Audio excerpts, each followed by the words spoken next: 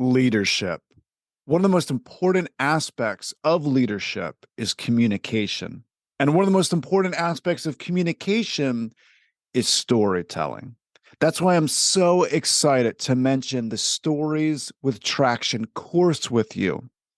In this course, you will learn how to be a great storyteller. I share concepts with you on how you can boost sales, enhance your internal communication and marketing, and create a vibrant company culture. If you're looking to build a story bank for your organization and utilize a framework to persuade more effectively, go check out the course in the show notes, the Stories with Traction course. Now, on to the podcast. Persuading people to take the actions we want can be hard. Our teams and clients are bombarded with thousands of messages every single day. But there is a way for you to get above the noise. Stories. This is the Stories with Traction podcast, and I'm your host, Matt ZAUN. Join my guests and me as we unpack the power of storytelling. We'll talk about topics like leadership, sales, and marketing, all through the lens of strategic storytelling. Enjoy this episode. Life can be funny sometimes, can it? Like when you record a podcast episode and you're so excited to share the conversation and all the valuable insights that you learned from your guests with your audience. And then after you finish, you realize that your microphone malfunctioned and no one can actually listen to it.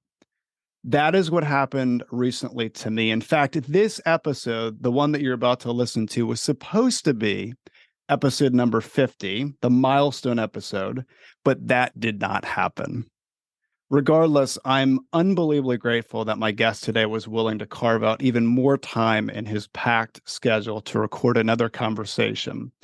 Before I introduce my guest, there's a question that I get asked quite often. Typically, it happens after one of my keynotes or workshops where someone will come up to me and say, "Thank you so much. That was awesome. Who do you listen to, Matt? Who's your favorite speaker?" And what's interesting to me is the answer to that question has not changed in over a decade. My favorite speaker is Ryan Avery. I've learned a ton from Ryan over the years. In fact, so much so, I remember the very first time that I went and saw Ryan live in person. I feel like it was yesterday. Leading up to that talk, I read one of Ryan's books.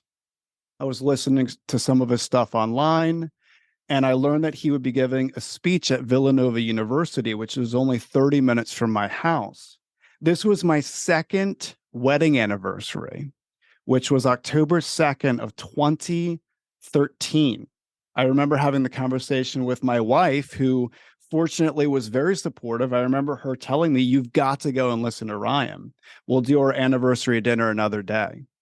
I went, heard Ryan Avery in person for the first time, and it literally changed my life. And that is not me over dramatizing it. It changed my life because the concepts he shared were exactly what I needed to hear in that moment. And it was what I needed to hear to continue the journey out of that session. I am so excited to have Ryan Avery on the Stories of Traction podcast, so you too can learn from him. So, Ryan Avery, welcome back to the Stories of Traction podcast. Very nice intro. I don't know what I can say after that. So thank you very much, Matt. I appreciate that very much. So I was so excited. We had this awesome conversation recently, and I remember I get off of it and I pull up the footage and I could not hear it. So I had some choice words. I slammed my desk. My wife has an office very close to mine. So she came into my office and she said, "I guess the interview didn't go so well." Well, I remember too, because I was in New York and I remember we were recording while I was in New York and I said, "Hey, it sounds a little scratchy. Is that okay?" And you go, "Well, it doesn't really sound bad on my end." And I was like, "Okay, no worries." And also, it's a really good lesson. You know, you have one of the top podcasts, and even you've been doing this for 50, 60, 70 episodes. And even when we're successful, even when we're doing it for a long time, we still mess up and we still have opportunities to learn and grow. So it was good for all of us. Absolutely. I learned a valuable lesson. I heavily invested into even more equipment. So it was ultimately it was a positive thing, right? It was something that I learned and I can now teach to others on what to do and what not to do. So I appreciate you you furthering that lesson for sure. Yes. So I wanna start off with this just so people can get a sense of you, who Ryan Avery is. So you have some world records, right? So when I what telling people, I'm sure people are shocked to hear that, right? So you have some world records. So can you tell us a little bit about your world records and why in the world, no pun intended, you want to have world records? Yeah, so I have seven currently. I have four scheduled for this year that we've been working on and training for. And the whole purpose of the world records is we break world records around big issues affecting local communities. So ultimately, what I wanted to do is find an avenue for knowing how I could implement the strategies that I was learning or researching or teaching or developing. And so I didn't want to be one of those speakers who came up and taught people how to do something, but me, myself, not do it as well. And so one of the things that I teach is don't be A, be the, right? Don't have a podcast, have the podcast. Don't be a dad, be the dad, or don't be a leader, be the leader. Well, if I'm teaching this, I also have to implement this. I mean, I don't have to, but I want to. And so I've always been fascinated with world records, and I was teaching and I was discovering this research, and I was developing these strategies. And I said, well, how are people going to know if it's true or not? How are people going to understand if they can do it as well? And so I said, well, can I apply these to breaking world records? And that's how it got started, was using the strategies that I teach to applying it to world records to help other people in communities that I'm a part of. And yeah, we've been Wow. doing that. And So yeah. practicing what you preach, essentially. Right. 100%. I ultimately learned that the reason why people like doctors or lawyers or these professions that we really look up to or that we respect or who get paid more than most people is they do three things. Okay. They learn, they practice, and they teach. All right. So we all know a variety of people who constantly learn, right? They're the lifetime learners. They go to conferences, but they don't necessarily implement the things that they learn. They simply love to learn. They brag about reading 52 books a year. And, you're like, great, well, what did you do with it? We also know that people who learn and practice, um, but they're not necessarily adding value or teaching the lessons that they've learned to help other people get to where they currently are. And so ultimately, what I'd like to do with my practice is I'm learning, I'm practicing, and I'm teaching. And in order to be the best at what we want to do, we really got to look at making sure that we're doing all three of those things. And we also know the ones who like to teach, right? And they're like 18 years old and they're a life coach, and you're like, chill out, That's awesome. learn some more things or practice some more stuff. So yeah, making sure that you are learning, practicing, and teaching, and you can write out, here's how I'm doing it. Yeah, I appreciate you mentioning that. And to focus in on the learn piece, I find it fascinating. I've read a bunch of biographies over the years, and there's two different things that I think tie into that learning that I'm fascinated with. A lot of great individuals have an element of obsession and curiosity to them. So they're obsessing over something. So maybe a subject matter like storytelling, for instance. Obviously, over the years, you probably had some type of obsession and curiosity with how do you connect with your audience? How do you focus on different messaging? Would you agree with that? Do you think that in order to get through the learn, practice, teach, and to have an incredible impact, someone needs to adopt obsession and curiosity into their lifestyle? I would say obsession as long as it's nourishing. So there are obsessions that can take over your life in a way that doesn't allow you to experience the rest of your life. And I don't believe that that is the right thing to do. So I agree with you in the fact that I am absolutely obsessive with understanding language and learning how communication can improve your entire operation. I am obsessed with that. But I don't let that obsession take over the rest of my life in the sense of taking away from my children or taking away from my personal activities or things like that. Now, are there times when I am more focused and dedicated in certain areas and it's timely? Absolutely. When I train for world records, or when I train, or when I write books, or when I do things like that, I have certain pockets of dedication time where I might put something off to the side, but I ultimately understand if I'm doing that for too long, and having that realization of, okay, I'm obsessing about this too much. Do you So as long think as that, it's nourishing. yeah, no, I appreciate you mentioning the nourishing part. Would you say that quote unquote hustle culture tears at the fabric of nourishing, or do you think that they can walk side by side? Absolutely, it tears it apart. Social media, hustle. I mean, one of the best things my one of my mentors made me do one time is write down everything you want in a year, all your monthly expenses. And I'm talking, write down, you got a plane, you got a driver, you got whatever it is that you want. Okay. And so my wife and I do this, and we write down, this was maybe like 7 years ago, 8 years ago. And we write down, we want a plane, and we want 2 homes, and we want this.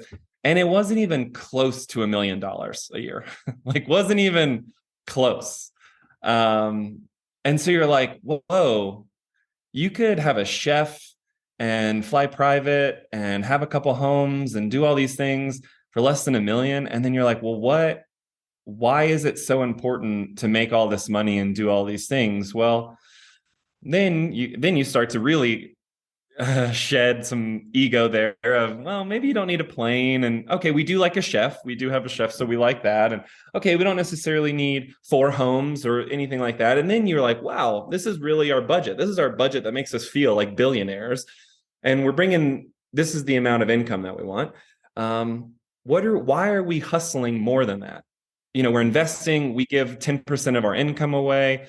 Why are we hustling more than that? And it's taking away from the joy of the everyday, this hustle thing, this belief that, you have to wake up at 3 a.m. and you have to sacrifice so many things.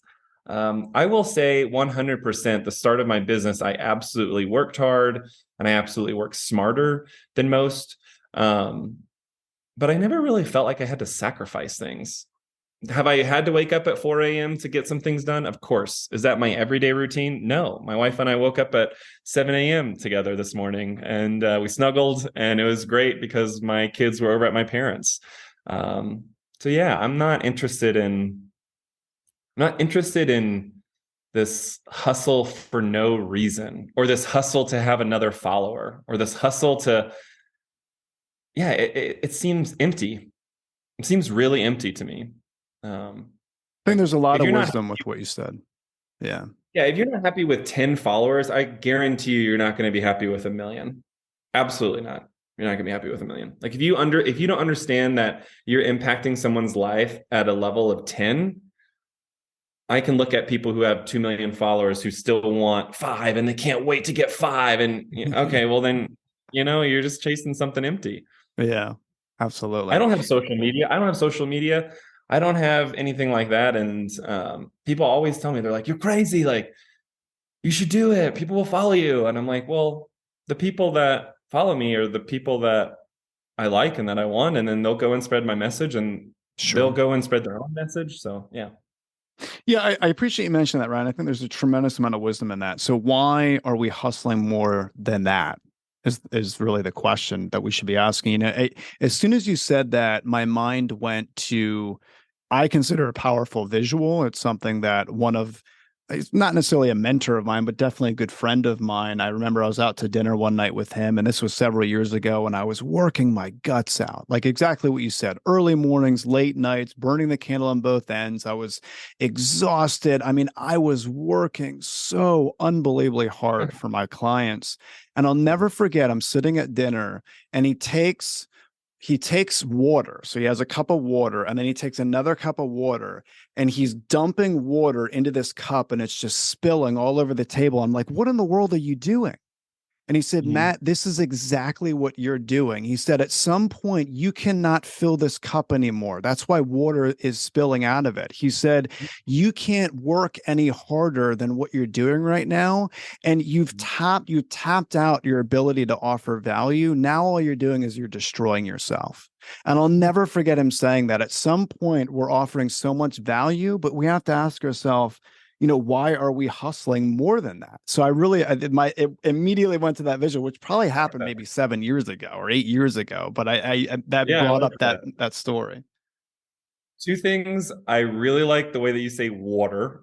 You say That's water, very awesome. interesting. I love that. And secondly, one of my other mentors, she said, "Would your 10-year self ago like yourself today, or be proud of yourself today? Like, what would yourself 10 years ago think about you today?" And I was like, "Oh my gosh, they'd be freaking out, man. Like, we live in Australia for part of the year, US for part of the year. I get to pick."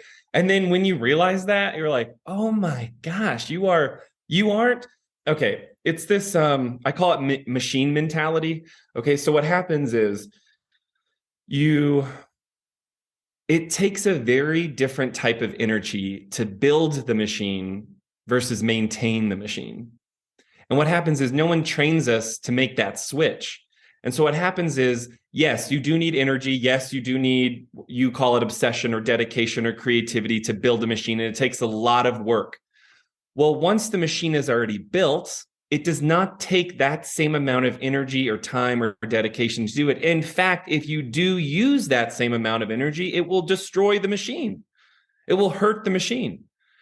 So it takes a lot of time to build a car. It takes a lot of time to build a business. But if you're continuing to think that you need to do that same stuff to maintain the things that you did to do what it is that you want to do, you'll go crazy. You'll burn out. You'll hurt your machine. And no one teaches us that. No one teaches us the difference between, building versus maintaining. And that was a really big realization for me is I no longer, and this sounds insane, I know, because there's so many people who are like, dream big, have more. There's a really big difference in understanding you don't need to dream anymore. You need to live the dream that you've accomplished. And I'm in this mode of my life right now where I am living the dream that I have developed for myself. And I am lucky enough to live that dream with people that I love and who value my research and who want to listen to my work. And so, anybody who's listening to this right now, do you need to realize that you are in the dream that you've already created for yourself and enjoy it a little bit more? Wow. Powerful stuff. So while you're talking, Ryan, this book came up to my mind. It's actually the most recommended book that I've shared with people, probably in the last year. I just keep recommending it and recommending it. I almost feel like it should be required reading. It's by Anna Lamke, who she is a professor at Stanford University, and she is a psychiatrist. But she wrote this book called Dopamine Nation. Holy smokes! One, it's a tough read, meaning it's not for the faint of heart. It can go very deep, but she writes this book called Dopamine Nation, and basically we've trained our psyche through social media, think of everything we have in the world today. You go into a movie and the movie we're watching, it's nowhere even close to movies 5 years ago. It's a dopamine overload. And her whole premise is there's a pleasure pain balance. So almost like a child seesaw going back and forth where there's pleasure and pain. And every time we do something that we love, whether it's a positive thing like speaking, like you and I speak on stage and we feel awesome and we're connecting with the audience, after that, there's a little bit of a lull, right? So that's the positive. And this could be something like reading a good book, watching a movie. It could be connecting with the spouse, right? There's different elements of that pleasure, that really positive. But then there's negative, right? There's people that they drink and they get really excited about the drinking, and then there's this pain balance. And fill it with any kind of crutch or void. But it's interesting because you're saying about building the machine, maintaining the machine, and then actually living the dream that you've accomplished. And there's so many people out there, even billionaires, that they end up destroying themselves because they keep going and going, and they keep having all these pleasurable experiences, but it's never enough. It's absolutely never enough. So it just made me think of that book, Dopamine Nation. Yeah, if you go back to the machine analogy, you can see it, it, where it's you build this car, it's this car you've always dreamed of, it's amazing. And instead of even getting in it and driving, you're already thinking about what's the next car I can build. Versus like, dude, you've got a car right in front of you, your ideal car that you want to go and drive. And I'm using car metaphors, but it can be for Sure. anything, right? You drop the thing that you've been doing because you're searching for something else. And that's very external, right? Your happiness comes internal. And so that switch from external to internal, really important. The understanding of, are you consuming to numb or are you consuming to nourish, is very important to understand. Oh, wow. So how I like to look at that is, does this make me feel good after?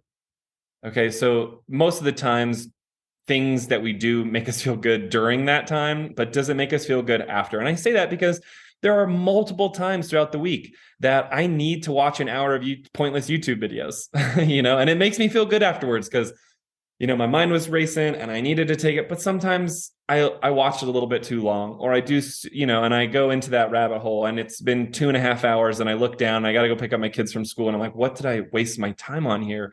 That did not make me feel good. That was not nourishing. That was numbing. Sure. So does it, and consuming, physical, mental, spiritual, whatever the consumption is it something that you are using to numb, or is it something that you are using to nourish? And you know that by saying, does this make me feel good after? That is a powerful question to ask. Again, a lot of wisdom in that. I appreciate you sharing that. And so we started with the world record, or the world records, right? And I find it interesting because often in the speaking world, as you know, it can be almost glitz and glamour in a certain respect, where people see us on stage and, we've worked out this speech time and time again. I mean, the workshops I deliver, I've delivered it over and over and over again. So we're able to connect with our audience and they see us in our prime. And, with you, people can go to your website and they're going to be wowed with, oh my goodness, all the stuff that you've accomplished. But let's talk about when setbacks happen, because even as you're accomplishing all the different things that you are, there's different experiences that happen. And I believe from the last time we had a conversation to this, you had a major incident in your life, right? You had a house fire. So Yeah. let's talk about that. So aside from all the awesome pictures and all the footage that people can go check out, take us through, even now, today, after you've accomplished all this stuff, you get a major setback like a fire. Take us through that. Explain a little bit about the experience, share the story with us, and we can kind of dissect that a little bit. Yeah, 2022 was by far the hardest year of my life. I had COVID, and then I had long COVID, and I'm healthy, right? I'm this 35-year-old healthy Ironman kid, and I couldn't even go up the stairs without having to pause to catch my breath for months and months and months. I couldn't play with my kids. I lost family to COVID. I lost friends to COVID, and then my house got destroyed by a fire. And it's a really weird feeling when, it's a Thursday afternoon and you get a call and then you're looking at your home and it's destroyed and you can't get anything. You can't do anything. You have nothing. And you're like, I got to go pick up my kids, but where do I take them? Where do we go right now? And how do I tell them that they don't have stuffed animals? Or how do I tell them that what they're wearing is what they're wearing? Like, what do I do here? And it was a very challenging personal year. It was a very challenging business year. It was a very challenging all of the above. And then on the flip side, it was this, rebirthing year. And it was my second best year in business. We've been doing this for 11 years now. And so it turned out to be okay. It was it was a roller coaster. And, I like roller coasters. And so one of my coaches, he says, nobody rides a roller coaster to get to the end. Enjoy the ride, right? You wouldn't want to go on a roller coaster that was flat. So you want to go, people who like, if you don't like roller coasters, you're not going to like this analogy, but those of us who do like roller coasters, the better roller coaster is the one that has the twists and the turns, the ups and the downs, the things that you don't expect, and it flips you around and it gets you back and you catch your breath. Right. And ultimately, that's what life is for me. And what I would recommend, if you don't like that analogy, is pick something, because everything is like that. Okay. I'm looking out at my lake right now, and lakes freeze, lakes thaw. You can go ice fishing in the winter and you can go paddleboarding in the summer. There are opportunities where everything is changing. And if you're constantly sitting in the wintertime going, oh, I want to paddleboard, versus realizing, oh, well, right now I can go ice skating or I can go ice fishing. There's other opportunities for me, versus thinking about what I like to do in the summertime. This perspective is a really important concept in life. And yeah, 2022, this is a challenge. It really, really challenged me and my family and my kids and my wife and my relationship. My wife and I have been together 16 years. And it was one of the most challenging years of our relationship. I mean, there were 2 times where we asked each other, like, what are we doing together? Do we want to be together? And I don't know if it was the fire that did that. I don't know if it was the heartache. I don't know if it was, bouncing around from hotels to houses, to living with my parents, to all the different things, but ultimately we decided we're better together, and we're not going to stay together by chance. We're going to stay together by choice. So what choices do we need to make to improve our relationships? So yeah, like uncovered a lot of things for us too. Already while we were, open and felt wounded, more wounds kept coming, more loss kept coming, but ultimately it helped grow us a lot too. Yeah, so I appreciate you sharing that story. And the reason why I bring it up is because before you mentioned the social media piece and kind of what it's doing to society briefly. And it's fascinating because we'll see someone and it just looks awesome, right? But we don't know what's happening behind the scenes. And you've reached a level in the speaking world that the overwhelming majority of professional speakers would be jealous of, or they covet. Oh my gosh, I'd love to get to that level. And they see you just completely dominating stages and connecting with your audience on a level that very few people can actually get to. But yet you're still going through a really challenging situation in 2022. So what would you do to, whether it's inspire or share with people listening? I know it sounds like something people have heard again and again, but there's something so dangerous in the comparison game where people might have looked at you in 2022. And I'm sure someone in your audience probably thought, oh man, I wish I had what Ryan Avery had. Oh, I will. He has a dream life, thinking that everything in life just is awesome and just it happens for you in an easy way. But yet you're going through this very traumatic, horrific experience. So what would you say to people that they get so trapped into this comparison game?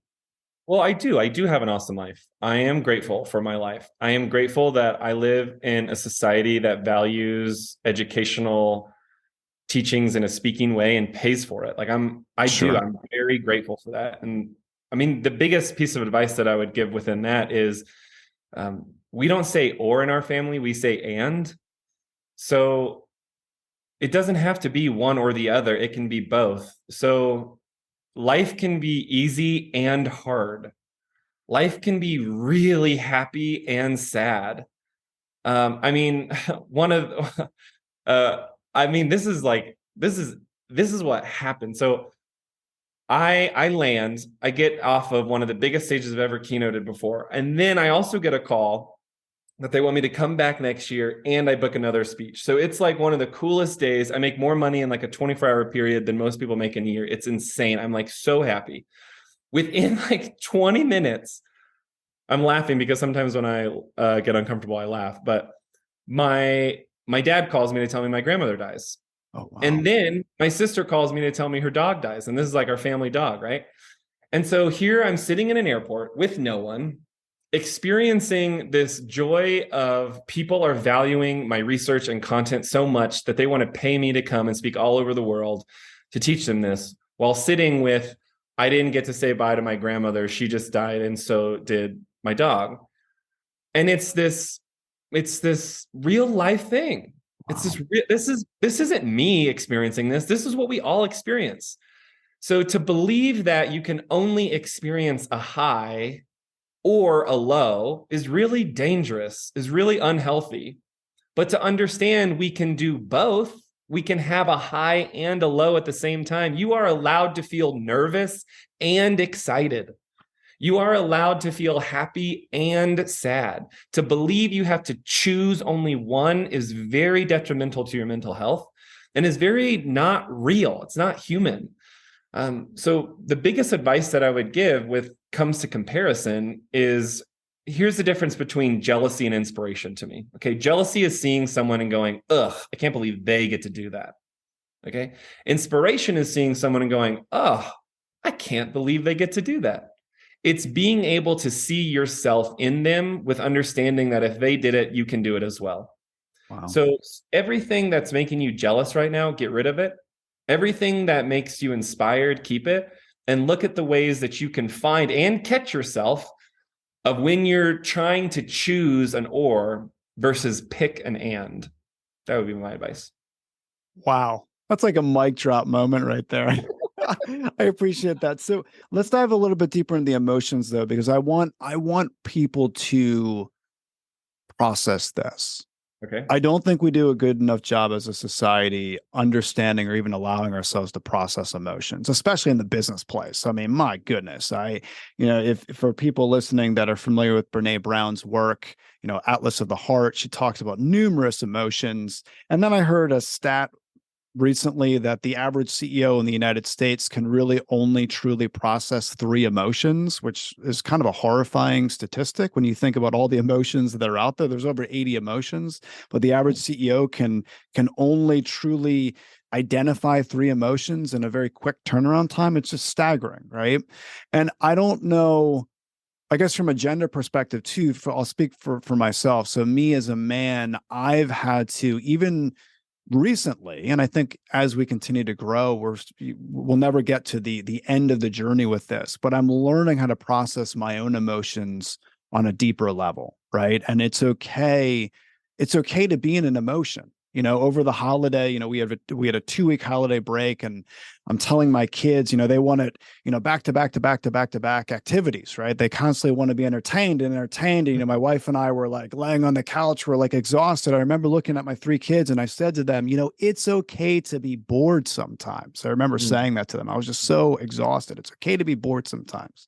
Mm. And I was sharing that with one of my mentors, and he said, Matt, it's okay to be angry sometimes too. It's okay to be sad sometimes, Matt. And he's like throwing it back in my face, like it's okay to sit in the emotion. I think for me as a man that I want to naturally, or you could say culturally, or whatever you want to say, like it got me to the point of wanting to fix everything, right? So I'm angry, I got to fix it. I'm tired, I got to fix it. I'm sad, I've got to fix it. And it's okay to sit in that emotion. So I love that it's not an or, there's an and. So I really appreciate that. Would you say too, with all of your work and everyone that you've spoken to, can you speak to just what maybe something we've got right and something we got wrong as a society when it comes to the business world from the emotional perspective? Like, do you believe that maybe culture's changing where we're starting to sit in our emotion, or do you think because of social media it's just gotten much much more difficult?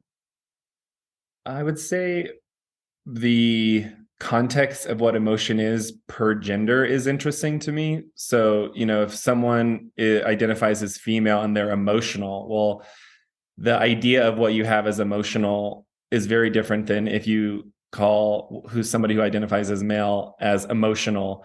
They're going to be two very different emotions. And like you Sure. said, there's over 80 different emotions.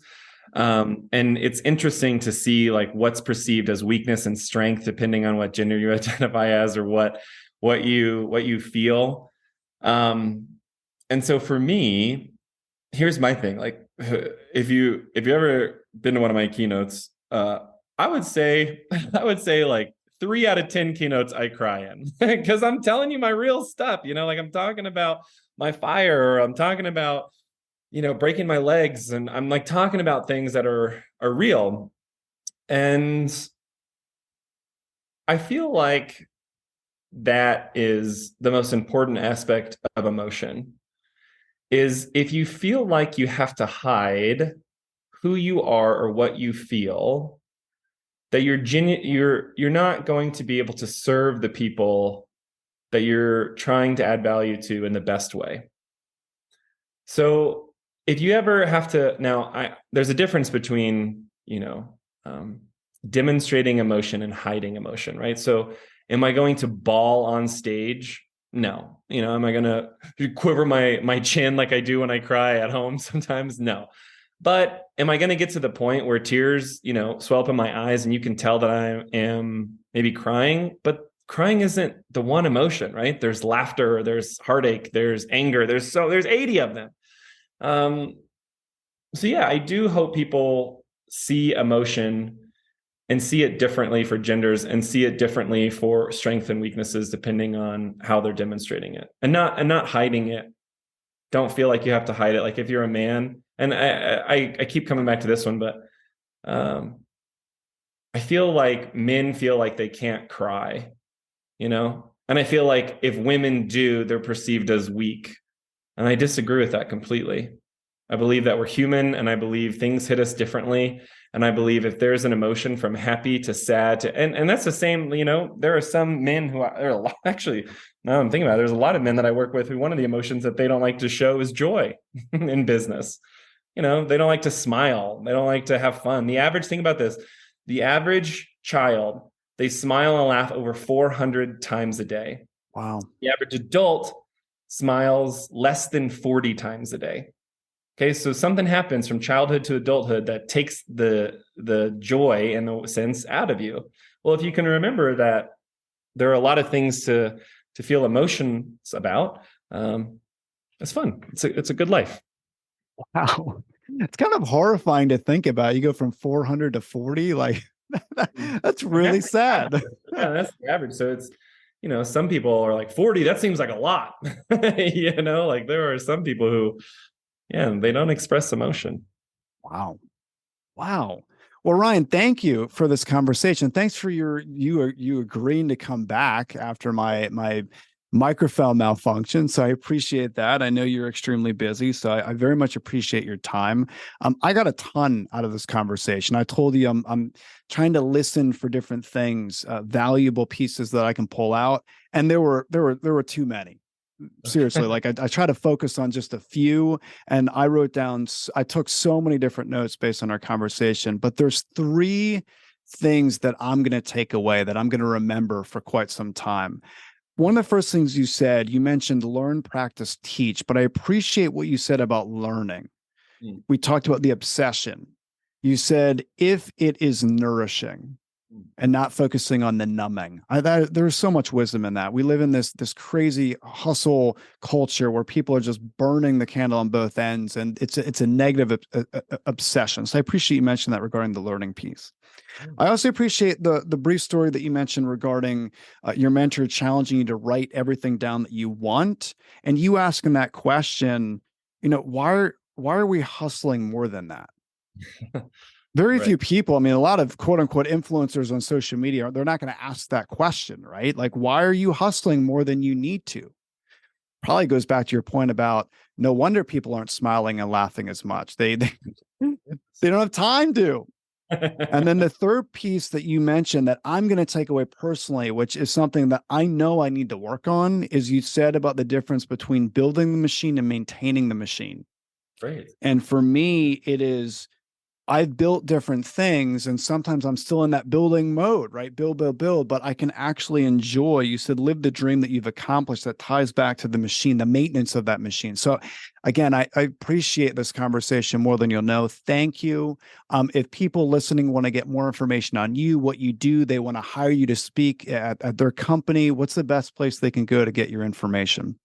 That's ryanavery.com. So ryanavery.com is where you can find all videos, information. I do weekly, Zoom calls with thousands of people on Tuesday, every Tuesday at 11 a.m. Central Standard Time. Thanks to Bellevue University, ryanavery.com is the best way to do it. Perfect. I will include that in the show notes. People can just click, go find out more on you. And again, Ryan, thank you so much for your time today. I very much appreciate it. Thank you, Matt. I appreciate you. Thank you for listening to the Stories with Traction podcast. Please leave a review, since positive reviews will make it easier for others to find this conversation. Next episode will launch on Friday at 8 a.m. Eastern. Until then, remember, if you want to persuade with power and inspire those around you to action, you must share more stories.